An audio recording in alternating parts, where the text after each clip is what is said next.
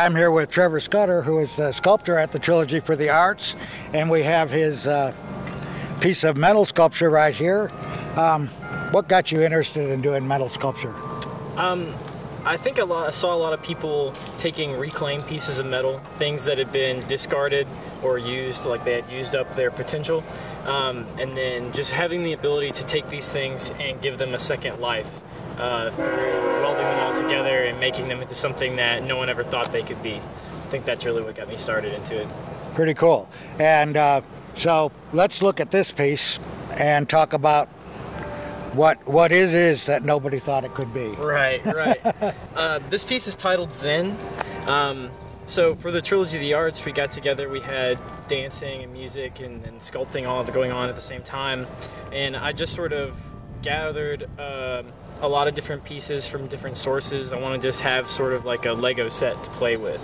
So then I just grabbed sort of random pieces I could find and started attaching different pieces into different areas using, old car parts, old tools like an old water pump, and then also letters from a linotype. I noticed that it actually works. Right. But there are moving parts, and I don't want to break it. I already broke it once today. Right. Yeah, I wanted it to have moving parts because I wanted it to seem like it was something that had a function of some sort, but you were trying to figure out what that function might have been or what its purpose could be. So part of the appreciation of the art is imagining what use this new machine would have. Exactly.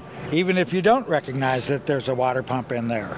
Right, but at least you could see things like, oh, well, this part moves and that part moves. So, so what could this machine have helped you with? Yeah, it looks like this is used for really tightening that, a good one, and all that. And the pliers handles look like handles that you'd lift it up with. Yeah, right. Yeah, so great.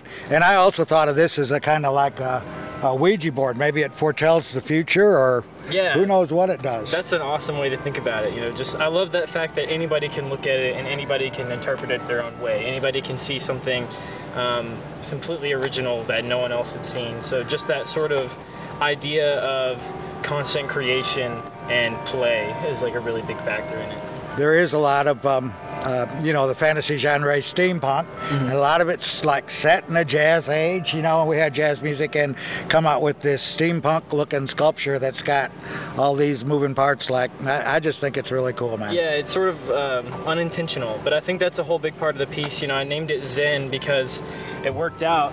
On the top of it, on the wheel, Zen was spelled out, but I was just grabbing letters and putting them on, and it was just a complete, accidental Zen moment that it happened to work out that way. Which was the whole idea, right? Exactly. Be inspired by, listen to the music, be inspired by the music and what's going on, and Liz dancing and everything. It was just a pretty interesting event. Yeah, it was an awesome event. The way we could just combine all those things is super cool.